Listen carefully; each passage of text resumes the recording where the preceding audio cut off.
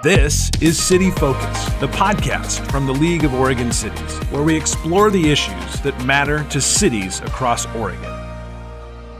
Welcome to episode 16 of City Focus. On this episode, I'm joined in the studio by two experts in emergency preparedness for a conversation about CERT and how it partners with cities throughout Oregon. This program was designed as a grassroots initiative and specifically structured so that local and state program managers have the flexibility to form their programs in the way that best suits their communities. My first guest is Emergency Manager for the City of Salem, Gregory Walsh. And then in the second half of the episode, I'm joined by Senior Trainer and Logistics Officer for Salem CERT, Terry Pickett. We discuss how the Community Emergency Response Team program trains volunteers to assist communities when a disastrous event overwhelms or delays the community's professional response. Greg, welcome to the program. Thank you very much for having me. It's really good to have you. Now, I understand you're relatively new with the City of Salem in this role. That is correct. I've been here for, actually, next week is a year. A year? Oh, happy anniversary. Thank you very much. I'm very happy to be here. It's nice to actually go home at night, whereas my last job, I was on response so often that I often wondered why I paid for an apartment. So you were actually part of the team that went out. You got the call at 3 a.m. That was me. Wow. So now is this more of an 8 to 5 for you? You're kind of managing things? What does this look like for you? It certainly is. So I am in the office 8 to 5 is my regular schedule, Monday through Friday. However, anytime something comes up, I'm out on the evenings, on the weekends. Most of it is community engagement, getting people prepared and preparing CERT members to continue on and help in the community. So we're here to talk about CERT. I guarantee you somebody listening to this podcast has no idea what CERT is. In a nutshell, tell somebody who's a layperson who's never heard the term, it's an acronym. What is CERT?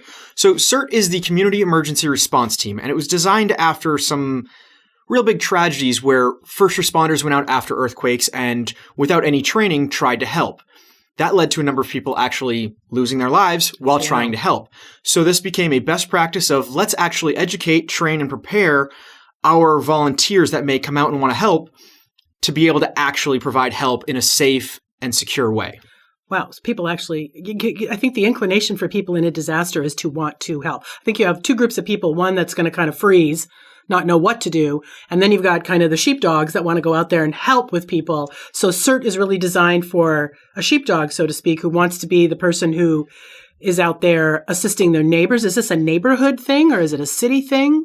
So our CERT program is designed as neighbors helping neighbors. And that's one of the big fundamentals of it. It's technically run by FEMA. They put a curriculum together to help do a basic education for everyone. It's 21 hours of training and it's free. Mm-hmm. So having the ability for people to go out in the community and those that want to help, getting a little bit of training so they can do it right and do it safely makes a huge difference.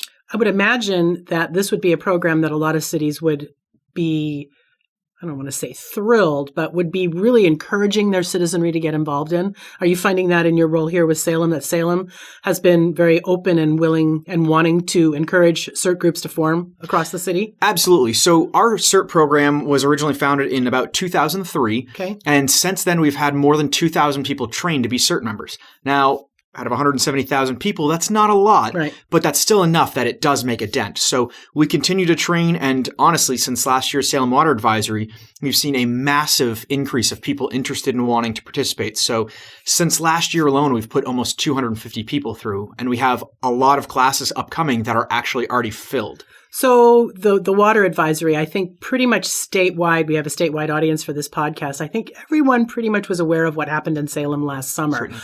What role did CERT play in assisting with that, mitigating the damage, so to speak?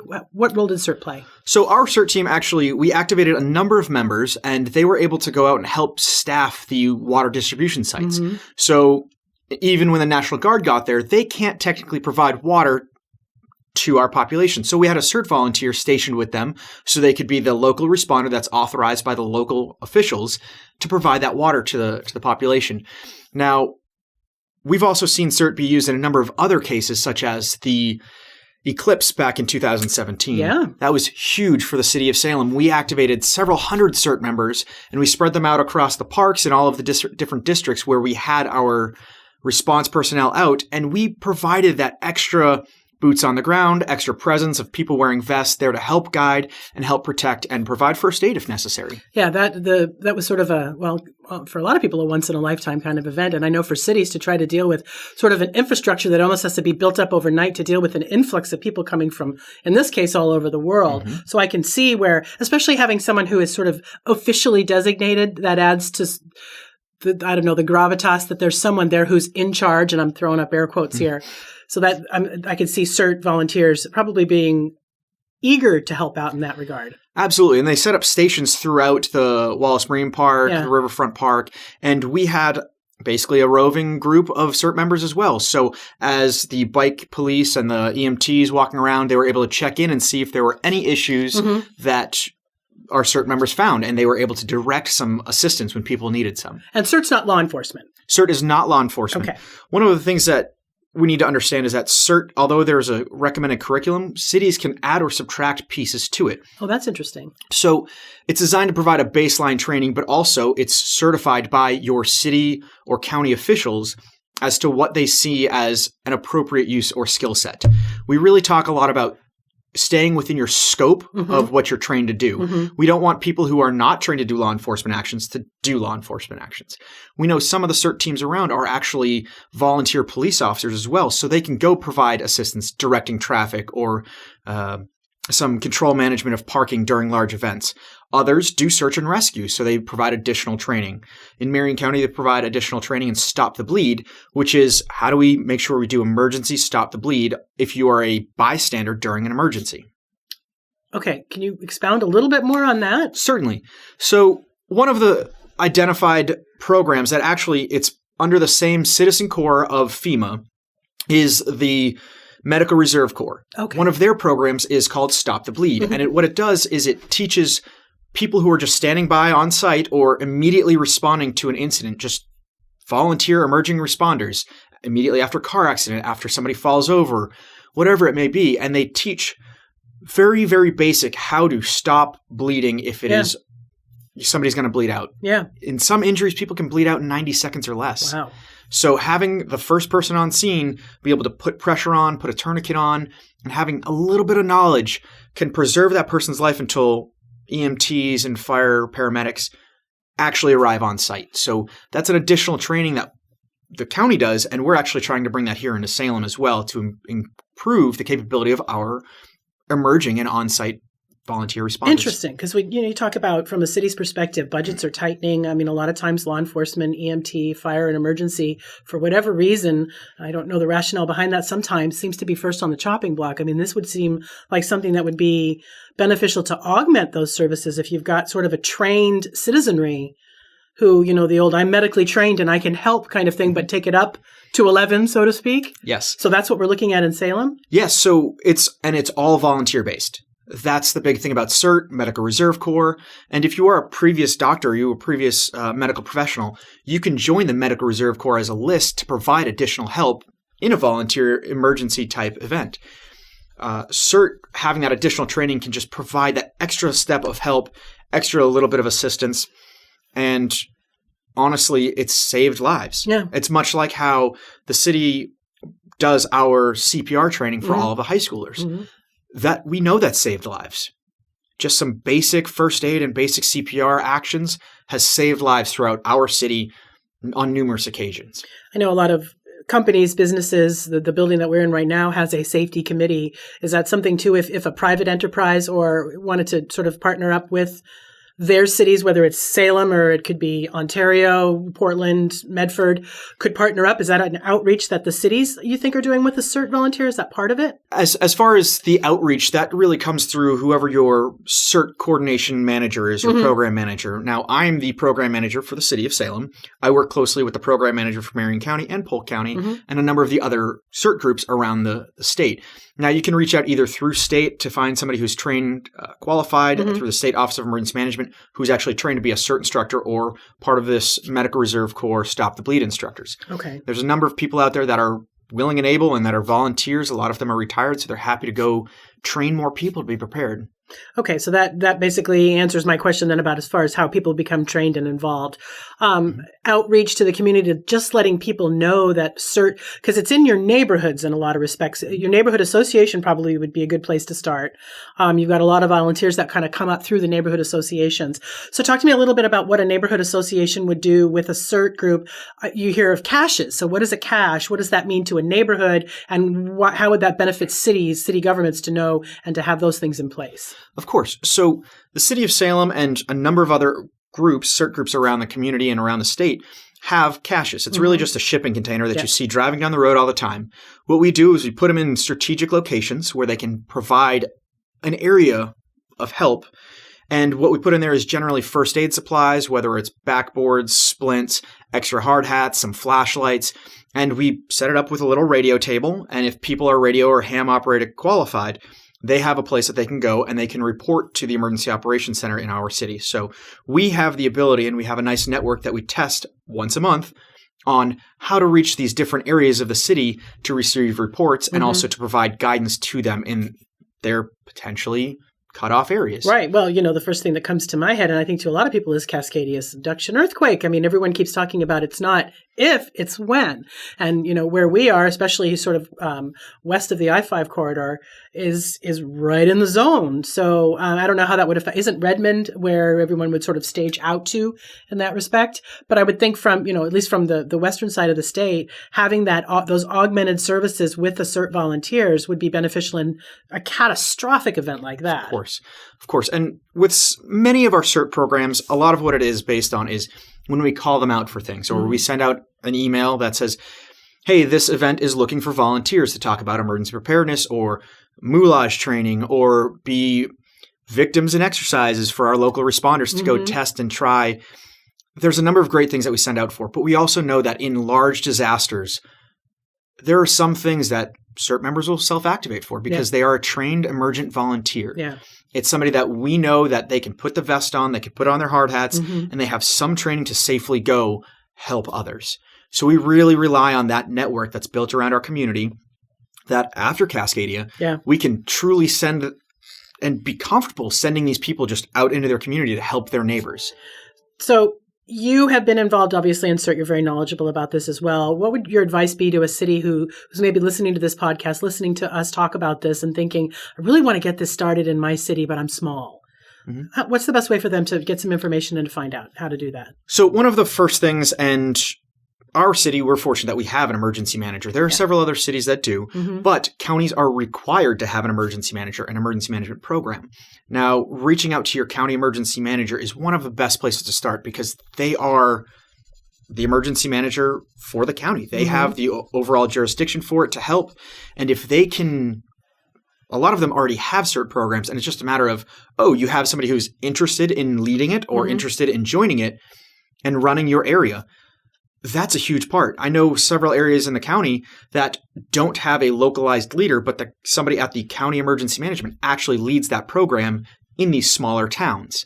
Now, if somebody's highly motivated and has a lot of time to devote, it's very easy to provide the resources for them to continue training, gain more people, build that relationship and build that network and have that community engagement and involvement and that ownership to it.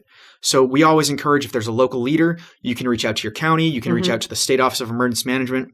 They actually certify all of the CERT trainers. So the training officer at the Office of Emergency Management has the list of who all of our CERT trainers are in the state. So reaching out, and a number of our trainers are actually very happy to go to some of these other communities and start programs. That's one of the things I've noticed in just talking to people. There's a lot of passion behind CERT. There's a lot of people that have been involved in it for years and years and years and really understand the benefit. And when you talk to them, like I'm talking to you and I talked to Terry Pickett, who's a trainer in the local area, the passion just comes bubbling through. And having gone through this training myself, it's actually a lot of fun. It's sobering in a way because you realize the gravity and what it is that you may be tasked to do is sometimes kind of grim. But it's so necessary, and to be able for an individual who wants to be a part of the solution, so to speak, and be out there so that they can be helping people. I just think this is such a natural fit. So just in wrapping up, again, can I link up some contact information for you as best practices? If Absolutely. somebody from another city wants to say, I like this guy, I like what he's talking about, I want to do this too. So we'll link up your info in the show notes. Certainly. And one of the things that we realized here in the city is we often go out and we talk about CERT, and it's 21 hours of training. And that seems daunting for a lot of people, or they don't want to commit to it.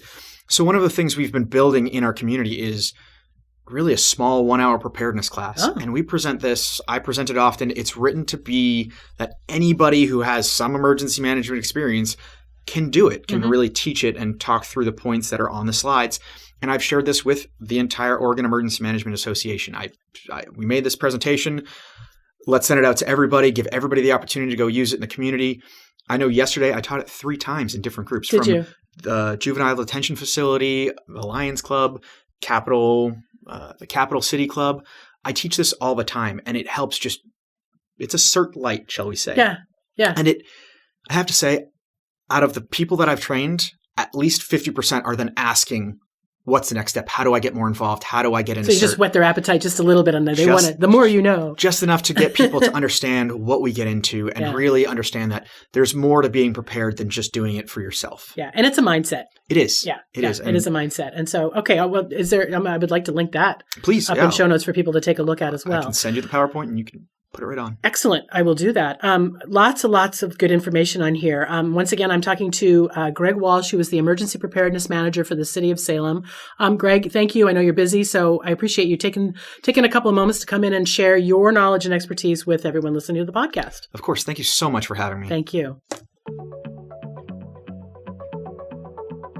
You'll find Greg's contact information in the show notes, as well as links to the material he mentioned during our conversation. Now it's on to my conversation with Terry Pickett, Senior Trainer and Logistics Officer for Salem CERT. Terry and I get into some specifics about training, what community involvement looks like, and how cities can facilitate and partner with a CERT group in their area. Terry, welcome to the show. Thank you. Tell us a little bit about who Terry Pickett is. I got introduced to the CERT program in 2008. A couple of friends of mine encouraged me to take the class. I had no idea what it was about.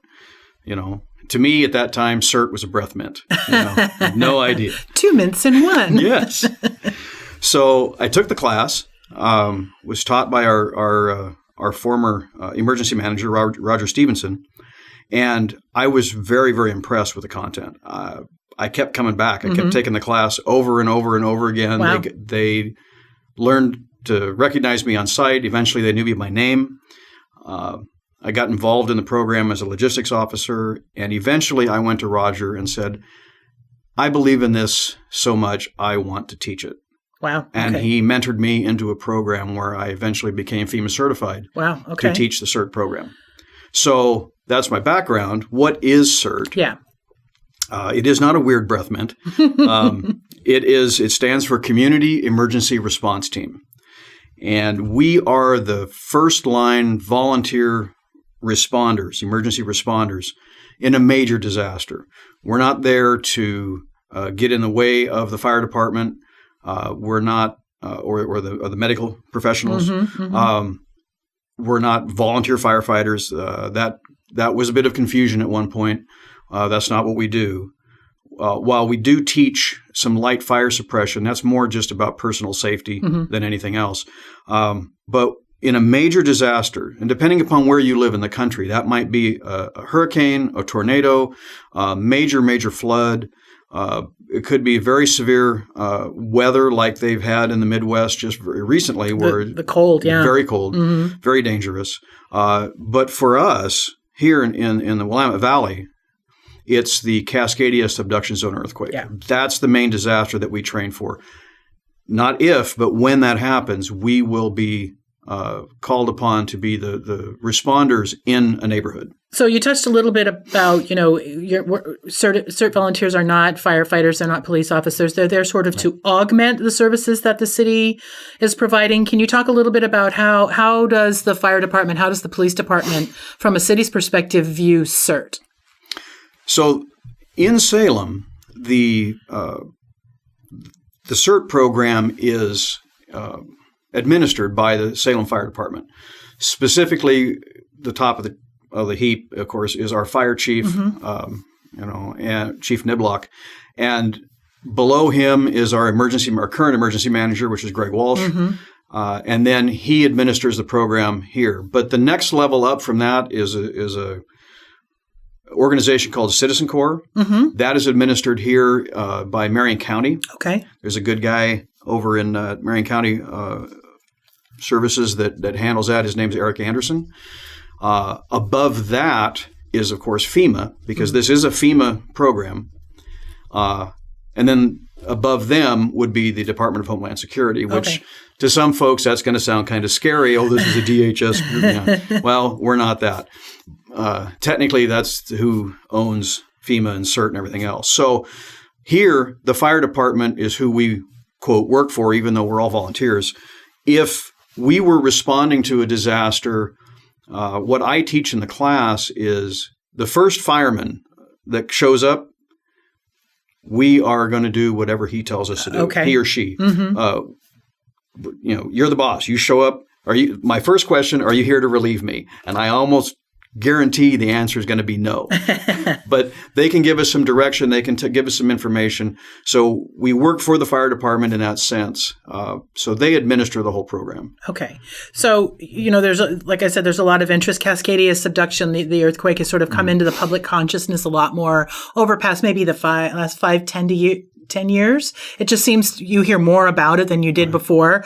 So, people that are listening to this, as far as from a citizen perspective, whether they be city officials or, your average citizen, how does one get trained to become a CERT volunteer? Where do you start? And then what does that training look like? Okay. That's always been one of our biggest problems, is getting the word out. Yeah. We've tried advertising in the flyers that come out from the different neighborhood groups. We've had things in the newspaper. It seems that word of mouth is the best way to get the word out. So if someone wants to become more involved, they want to take the CERT training, what we have you do is email the city, and generally we email Greg. It's his email address is gwalsh@cityofsalem.net, and just say, hey, I want to take the CERT course. Okay. Now, Greg will probably forward this on to, there's some CERT volunteers that assist him in this, because he's a very, very busy guy. But it goes to his email. He forwards it on. Someone will get back to that individual, giving them an idea when the next class is going to be, so they can sign up and take it. The class is free. We never charge for it. Those of us who teach it and my assistants who help, we're all volunteers. So there's no cost to the student. However, we do ask, because they're volunteers, we can't twist anybody's arm. Yeah. We ask that they build their own CERT kit, their tool kit, that they would use as a CERT responder, and do that at their own expense. So talk about what that is. What does that look like for somebody? Generally, it's a backpack or a duffel of some sort that holds your gear. The important things are a proper hard hat for safety. There's a CERT vest that identifies you as a CERT team member. And then you should have some basic equipment like eye goggles to protect your eyes, some dust masks to keep a lot of the dust and junk out of your lungs. If you saw what happened in the pictures from 9/11, that's bad stuff to breathe. And an earthquake, there's going to be a lot of junk in the air. And then you should have some kind of protective gloves, both a work glove and also the nitrile gloves to protect you from any kind of biohazard material, any of that kind of thing that you might run across. We require that the vest and the hard hat be this forest green color, which is the national CERT color. Some CERT teams don't use that color. I've seen them in red. Kaiser happens to use a more fluorescent yellowy green color. Salem has chosen to stick with the national program. This dark green color is the one they chose, and the best answer I've been able to find out as to why was because all the other good colors were taken and the green was left. So okay, that works. So it sounds like to me this would be something beneficial for a city, for a municipality to encourage in their citizens. And so one of the ways that they would reach out, I know Salem has a very strong neighborhood association program. Do you see a lot of volunteers coming through the neighborhood associations? Like you said, you try to reach out with flyers volunteers. I'm trying to think of ways that other cities in Oregon could sort of tap into some of your best practices. Do you have any, tips or tricks for a city, maybe a smaller city that just wants to get one CERT group going, or you've got a mid-sized city that has neighborhoods? Any tips or best practices, things like that? Well, I wish I had a magic wand where I could make that happen.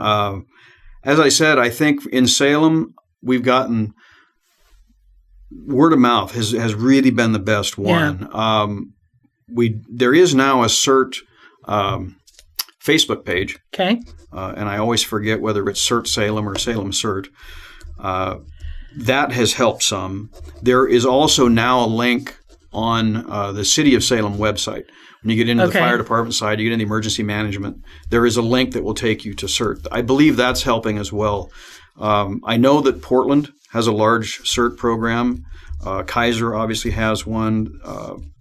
Turner and Almsville have some very small programs. Okay. I think Staten, I'm not going to swear to that. There are some other ones. Most of those are all managed by Marion County. I know that across the bridge, West Salem, that's part of us. That's part of Salem's. Yep. But once you get out to the Independence, Monmouth area, that one is administered by Polk County. That particular one happens to be administered by the Sheriff's Department, the Polk County Sheriff's Department. And it seems to work pretty well for them. To me, it seems a little odd, and I don't mean this in a derogatory way, but we have absolutely no law enforcement authority whatsoever, and we don't do anything in law enforcement. Mm-hmm. However, the Sheriff's Department over there has decided to step up, and they were going to foster the program, and it's working pretty well from what I understand. They have a very good team over there. Okay, that's interesting. Yeah. Then the county-city partnership, then, it sounds very strong, at least in the Mid-Willamette Valley. Yeah. I would assume in, more Eastern Oregon, Southern Oregon, some of those things, those partnerships would be beneficial, pooling resources, pooling communication resources as well. Oh, absolutely. And we have to have that network. One of the things that Greg is doing, working very diligently at, is increasing the connection between the City of Salem, Marion County, Oregon State, and also a lot of state agencies are now, a lot of them are becoming involved in this. My brother happens to work for a state agency that oversees some of the rest areas on the interstates. Yeah. And they have been heavily involved. They've continuously invited. In fact, he told me he's been to more emergency meetings than he thought he ever would in his whole life. So, yes, the city is working very hard. Salem's in a unique situation in that regard because it's sometimes the second, sometimes the third largest city in the state. Exactly. We're always seen to be duking depending it out on with the Eugene. Census numbers. Yes. Yeah. But we're a large city, one of the top three in Oregon, so that we just have a big population center. Yeah. We're also the county seat, okay, and we're the state capital.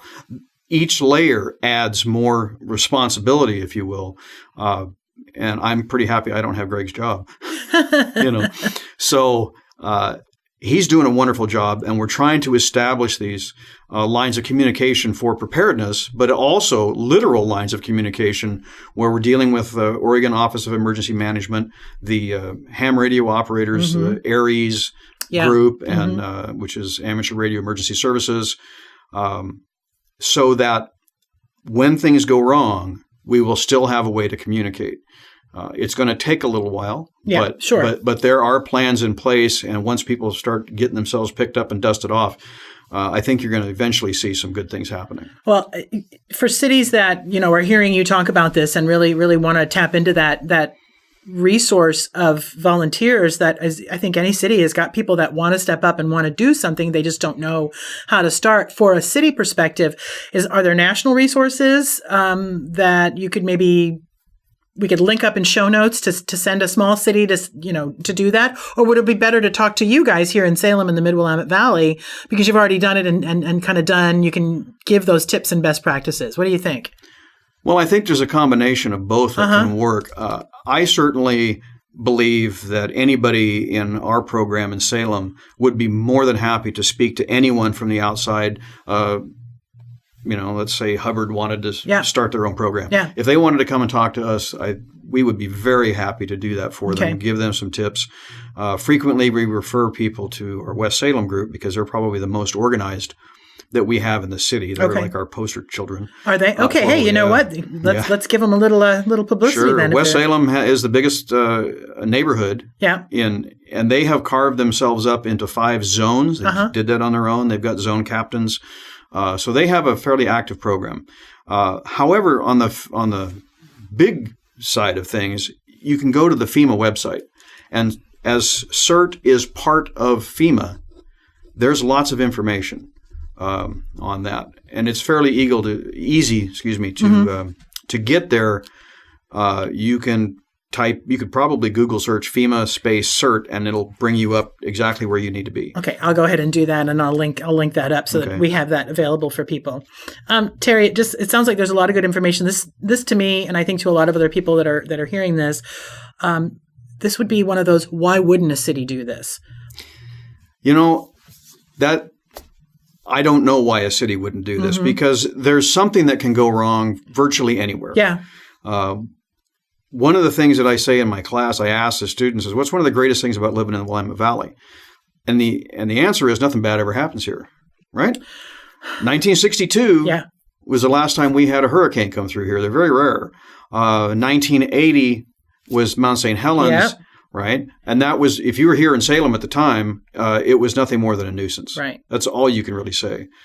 What's one of the worst things about living in Willamette Valley is nothing bad ever happens here. Consequently, nobody's ready for it. Yeah. But for us, it's mostly earthquakes, although we do occasionally have ice storms, power outages, minor flooding. Usually the professionals can handle that for us, and they do a great job of that. We're very, very blessed between our fire department and our police department. Very, very dedicated and very quality people. But there are other parts of the country who have the thunderstorms. Bad thunderstorms can come through. They can have very high windstorms, whether that be a hurricane or if you live in Tornado Alley. Yeah. If you're down in the Gulf states, that can be a routine thing. The cold weather that we've had, something can go wrong everywhere.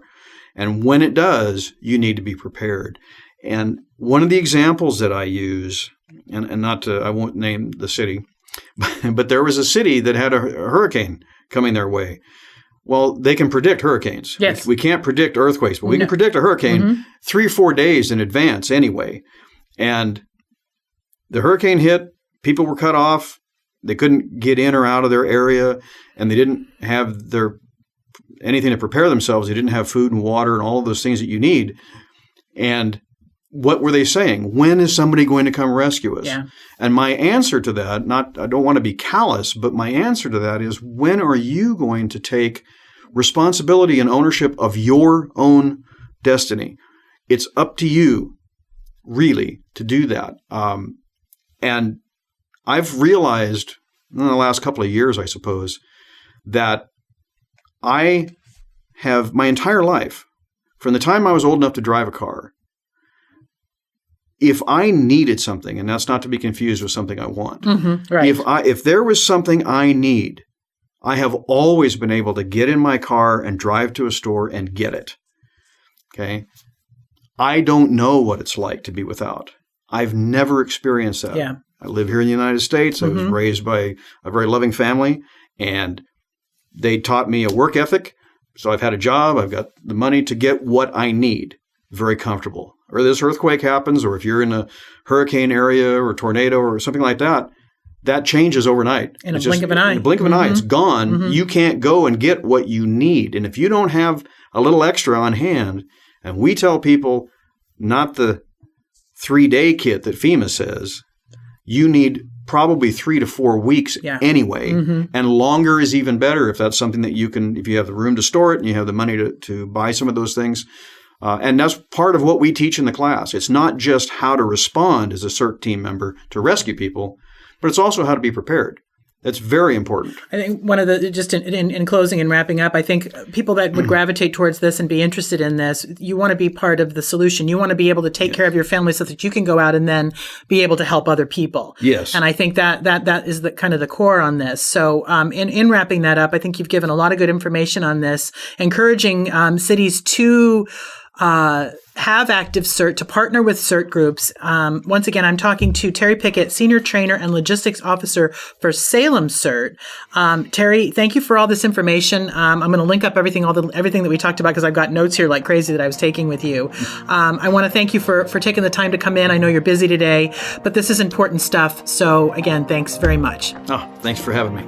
Thanks for listening to this episode of City Focus. Be sure to check out show notes for links to the information and resources highlighted in today's discussion. My name is Denise Nanke, and I'm the host and producer of City Focus, the podcast from the League of Oregon Cities. The League is a governmental entity formed to work with our members to help local government better serve the citizens of Oregon. LOC strives to be the go-to place for Oregon cities as a resource hub for advocacy, education, and best practices. While our focus is Oregon and Oregon issues, we realize that we have many issues in common across the country. We hope that this podcast will reach beyond the borders of our state to share ideas and solutions. If you have suggestions for topics or comments about any of our podcasts, send me an email at cityfocus@orcities.org. You can also follow us on Facebook and Twitter, and be sure to subscribe to this podcast and our weekly microcast Inside the Capitol to get notification when we publish new content.